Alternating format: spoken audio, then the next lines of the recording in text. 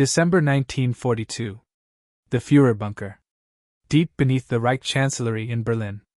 Adolf Hitler, his face flushed with a mixture of anger and contempt, waved a hand dismissively at the intelligence reports laid before him. Allied bombers, it seemed, were once again attempting to strike at the heart of German industry. But their targets, he scoffed, were laughably misdirected. Factories, rail yards, cities, all resilient, all easily repaired. The Allied commanders, he declared, were fools. They understood nothing of the German war machine, its ingenuity, its boundless capacity for endurance.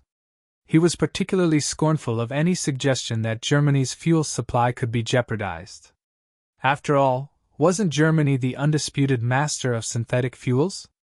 Hadn't German chemists, engineers, and industrialists created a miracle, extracting liquid gold from coal? They can bomb us until their planes fall from the sky, he is reported to have sneered. But our fuel will never run out. It was a boast born of ignorance, fueled by arrogance, and utterly divorced from the grim reality that was slowly, inexorably, beginning to take hold. Because here's the thing about modern warfare, it runs on oil. Not just courage, not just ideology, not just steel, but on the viscous black gold that ignites engines, propels tanks, lifts aircraft, and powers ships. Germany, a nation fundamentally poor in natural petroleum reserves, had understood this long before the war. Her scientists, spurred by visionary industrialists like Karl Bosch of IG Farben, had pioneered groundbreaking technologies to convert coal into synthetic fuel, the Bergius process and Fischer-Tropsch. This industrial marvel was Germany's ace in the hole, its strategic lifeline, designed to insulate the Reich from the very energy blockades that had choked Imperial Germany in the First World War. By 1938, Germany was producing around 1.5 million tons of synthetic fuel annually, a figure Hitler ambitiously planned to double by the outbreak of war. This foresight, combined with early territorial conquests that secured Romanian oilfields at Ploiești, and some smaller fields in Poland, seemed to give Germany an unassailable position. At least, that's what Hitler believed. He watched with a mixture of pride and a bizarre sense of invulnerability as his panzer divisions sliced through Poland, France, and the Low Countries, as his U-boats prowled the Atlantic, and as the Luftwaffe dominated the skies. Each movement, each victory, was fueled by this seemingly endless supply of German ingenuity. Early Allied bombing attempts, often scattered and lacking focus, reinforced his confidence. While British bombers struck German cities in retaliatory raids, and American daylight precision bombing focused on targets like U-boat pens and aircraft factories, the vast network of German fuel production, particularly the synthetic plants deep within the Reich, remained largely untouched or quickly repaired. The initial years of the war, therefore, offered little to disabuse Hitler of his conviction.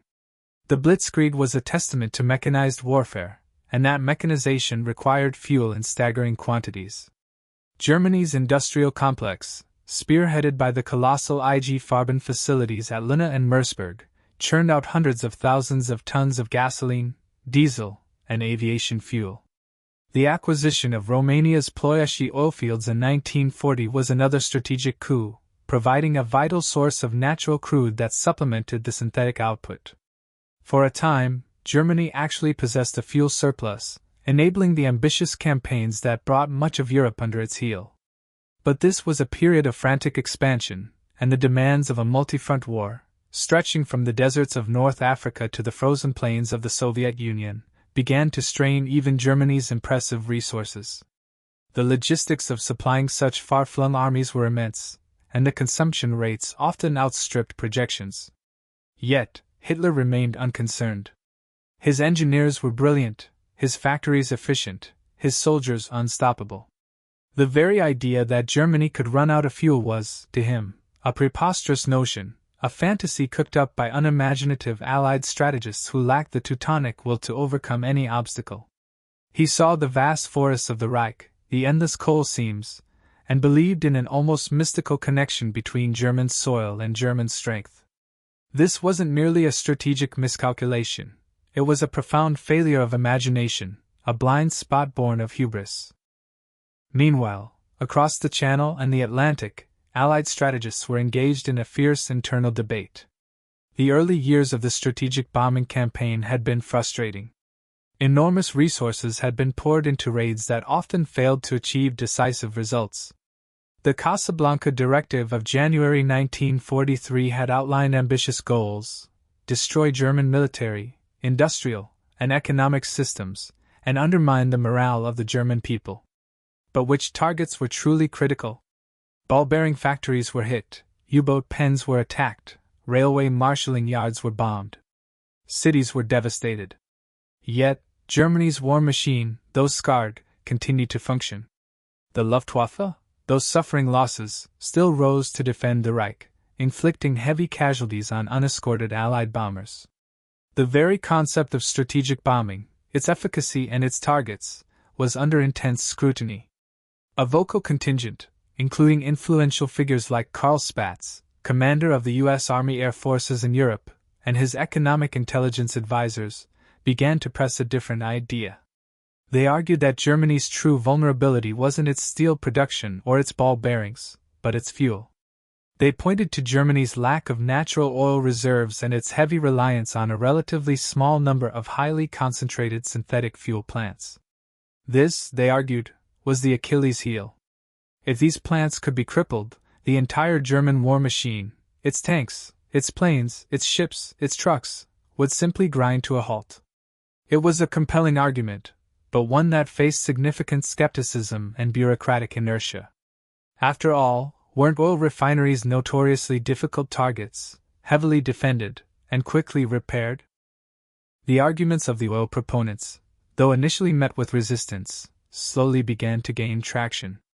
The failed tidal wave raid on Ploiești in August 1943, though a tactical disaster in terms of Allied losses, had provided crucial intelligence. It showed that while defending a single, well-known target was costly, the damage inflicted, even if temporary, highlighted a critical dependency. More importantly, the arrival of the long-range P-51 Mustang fighter in late 1943 and early 1944 was a game-changer. Finally, Allied bombers would have escorts capable of venturing deep into German airspace, protecting them from the formidable Luftwaffe.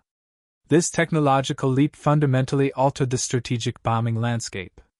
No longer would the bombers be flying into a hornet's nest without protection for the vital leg of their journey. This newfound capability, coupled with increasingly sophisticated intelligence from ultra-intercepts and reconnaissance photography, allowed the Allied planners to revisit the oil target strategy with renewed confidence. The point-blank directive, which prioritized targets for the combined bomber offensive, was quietly but significantly updated.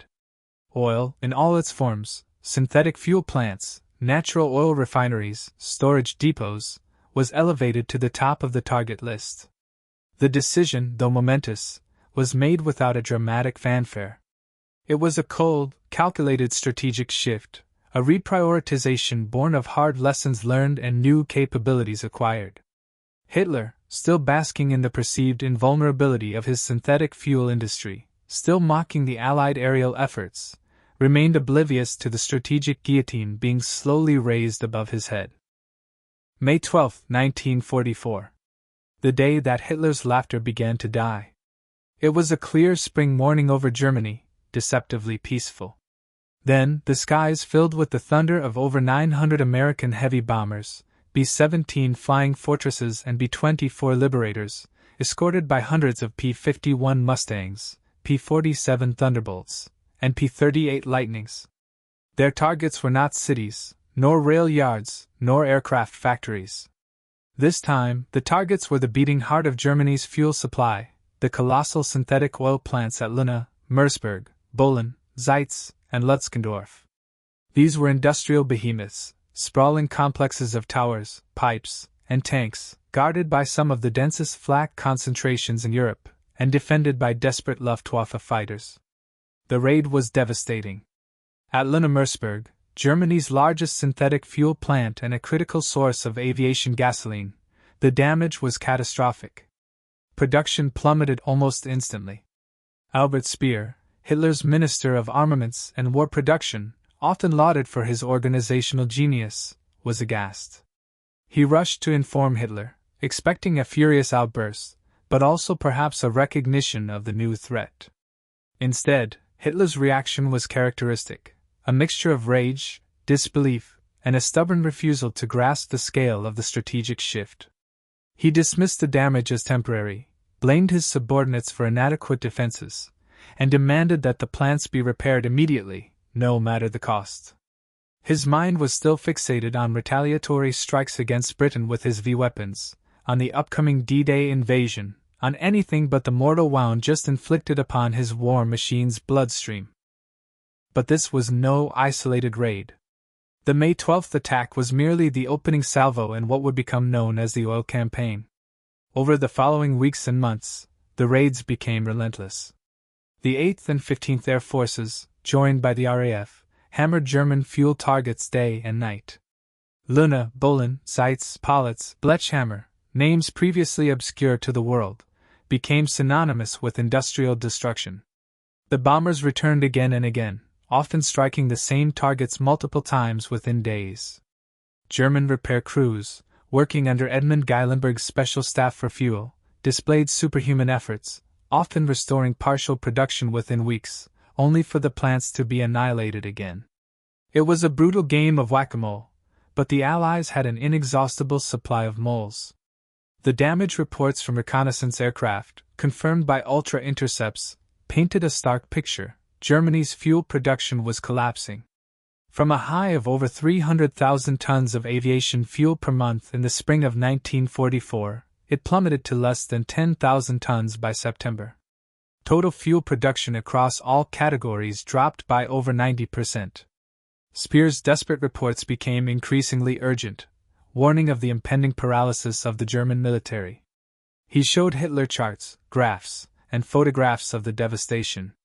Hitler, however, became increasingly withdrawn, retreating into a bubble of denial, lashing out at any messenger of bad news.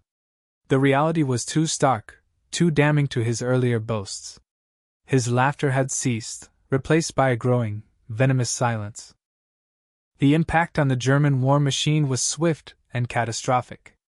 By late summer 1944, the Wehrmacht, once a symbol of lightning-fast mechanized warfare, began to choke. On the Western Front, after D-Day, Allied forces under Patton and Montgomery found themselves able to exploit breakthroughs with unprecedented speed, partly because German counterattacks were sluggish, under-resourced, and critically, underfueled. Panzer divisions, once capable of rapid redeployment, were now often stranded, their powerful engines silent for lack of gasoline. Drivers were instructed to conserve every drop, sometimes moving tanks only at night or during lulls in combat, fearing aerial detection if they wasted fuel. It became common to see German soldiers siphoning fuel from abandoned vehicles, even from captured Allied tanks. Logistics, already a nightmare, descended into chaos. Trucks sat idle. Supply lines broke down. On the Eastern Front, the situation was even more dire. The vast distances and the relentless Soviet advance meant that German units often had no hope of resupply. Horses, long thought obsolete in modern warfare, made a dramatic and tragic comeback, pulling artillery, ammunition wagons, and even wounded soldiers. Entire units were reduced to bicycles or marching on foot, their mechanized pride replaced by weary desperation. The dream of the Blitzkrieg had become a nightmarish, slow-motion retreat, powered not by fuel, but by sheer, dwindling human will. The Luftwaffe, once the spearhead of the Blitzkrieg, suffered perhaps the most dramatic and visible decline. Its new, revolutionary jet fighters, like the Me-262, were rolling off the production lines, but there's a cruel irony in building the world's most advanced aircraft when you have no fuel to fly them. Pilots, many of them fresh from training schools, had insufficient fuel for combat training, let alone actual sorties. They were taught tactics in classrooms, drilled in mock cockpits, but lacked the crucial real-world experience. When they did manage to scramble, their numbers were few, their experience limited, and their endurance cut short by fuel restrictions. Allied pilots, particularly those in the P-51 Mustangs, found themselves dominating the skies with an ease that would have been unimaginable just a year earlier. The sky over Germany, once a battlefield of furious dogfights, became a shooting gallery for Allied airmen. The strategic bombing campaign, once so costly, could now be carried out with far fewer losses, as the German interceptor force withered away. The vast network of German airfields, once bristling with aircraft, now held rows of grounded planes, many camouflaged, many still awaiting delivery, but all utterly useless without the lifeblood of aviation fuel. Hitler's early boasts about the Luftwaffe's invincibility, its technical superiority, now rang hollow, mocking him from the ground up. Even the Kriegsmarine, Germany's once feared navy, was not immune. The U-boat fleet, which had come perilously close to starving Britain into submission in the early years of the war, found its operations severely curtailed. Not only were new U-boats delayed by material shortages and Allied bombing of their construction yards, but existing U-boats faced immense difficulties in acquiring the diesel fuel needed for patrols. Training exercises for new crews were cut back. Patrols were shortened. The few remaining surface warships, like the heavy cruiser Prinz Eugen, were largely confined to port, their powerful engines starved of fuel, reduced to little more than floating artillery batteries. The grand dreams of a global German navy, of challenging British sea power, had dissolved into the grim reality of a coastal defense force, often moving only on urgent, desperate missions or retreating under tow. The intricate dance of naval logistics, which required fuel for tenders, escort vessels, and base operations, was utterly broken. The grand strategic plans of Admiral Dönitz, once so audacious, were now rendered moot by the prosaic but absolute necessity of petroleum. Every facet of the German war effort, from the highest level strategic planning to the most basic tactical movement, was now dictated by the acute, agonizing absence of fuel. The war machine, which had roared across Europe, was now sputtering, coughing, and finally, grinding to a halt. Hitler's vision of total war, fueled by total industrial output, was collapsing under the weight of a single, crucial missing element. Then came the Ardennes Offensive, the Battle of the Bulge, in December 1944. It was Hitler's last desperate gamble, a massive surprise attack through the snow-laden forests of the Ardennes, aimed at splitting the Allied lines, capturing the vital port of Antwerp, and hopefully, turning the tide of the war in the West. But behind the audacious tactical plan lay a far more fundamental, and terrifying, strategic imperative: fuel. The German High Command knew they lacked the fuel reserves to sustain such an offensive. Their tanks, their trucks, their self-propelled artillery, all would run dry in days. The operational plan, therefore, was predicated on capturing Allied fuel depots, particularly those around Bastogne and St. Vith. German tank crews were even issued orders to siphon fuel from captured American vehicles, explicitly planning to use enemy gasoline to power their advance. The Ardennes offensive was not just a military push, it was a desperate raid for resources, a frantic grab for the very lifeblood of mechanized warfare. The fact that Hitler would stake the entire Western Front on such a risky, fuel-dependent operation spoke volumes about the severity of Germany's energy crisis. It was no longer a matter of industrial output or strategic resilience. It was a matter of immediate, terrifying scarcity. The arrogant laughter from 1942 was now a distant, hollow echo, replaced by the grim, desperate silence of a Führer cornered and out of options. The offensive, of course, failed. The spirited American defense, the rugged terrain, and ultimately, the German inability to sustain their armored thrust due to a crippling lack of fuel, sealed its fate. Many German tanks and vehicles simply ran out of gasoline on the advance, abandoned by their crews and becoming sitting targets for Allied air power once the weather cleared. The dream of capturing Antwerp and its vital fuel reserves evaporated into the cold Ardennes air. By early 1945, the situation was beyond critical. Germany's fuel production had fallen to virtually zero. The Geilenberg program, despite heroic efforts to repair plants and build underground facilities, simply could not keep pace with the relentless Allied bombing. The synthetic fuel factories, once sources of immense pride and strategic security, now lay in ruins, silent monuments to the devastating power of air superiority. Albert Speer's final reports to Hitler were chillingly blunt: the German economy was collapsing.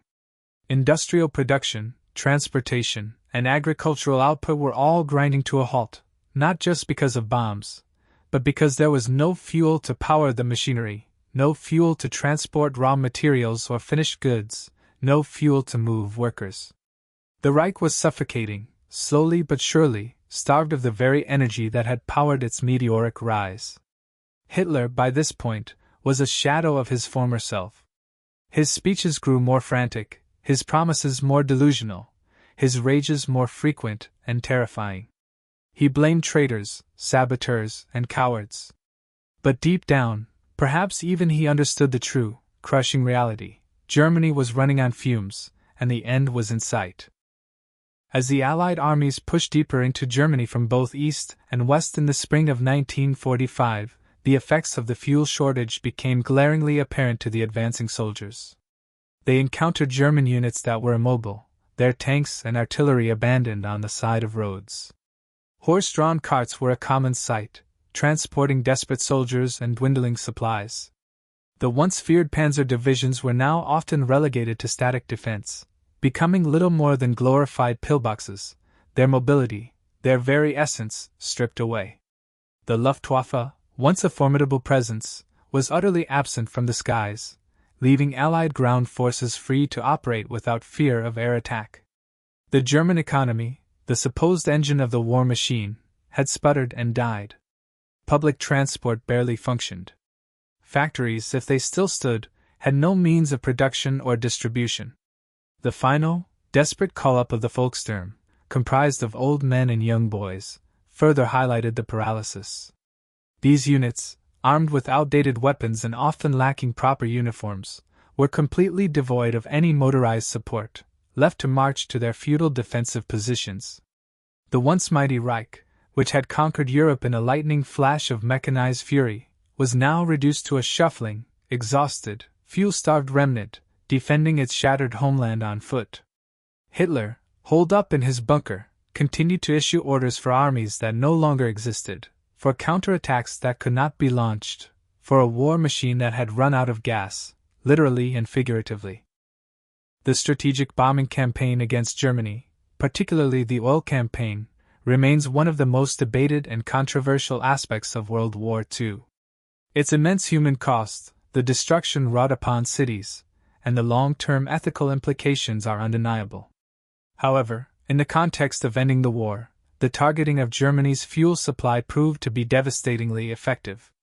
What began with Hitler's arrogant dismissal and laughter at the apparent futility of Allied bombing efforts, ended with Germany's war machine choking to death, immobilized, grounded, and ultimately, defeated. The lesson was brutal but clear. In modern warfare, a nation's ability to wage war is inextricably linked to its access to and production of energy. Germany, a nation of engineers and scientists, had innovated brilliantly to overcome its natural deficiency in oil. But that very innovation created a critical, centralized vulnerability. Allied intelligence and strategic foresight, combined with the technological leap of long-range fighter escorts, exploited that vulnerability with relentless precision. The oil campaign, initially met with Hitler's scorn, turned his industrial miracle into his ultimate strategic nightmare.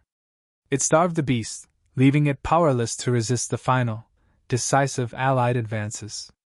The roar of the panzers, the scream of the Stukas, the throb of U-boat engines, all eventually fell silent, choked by the ashes of their own fuel supplies.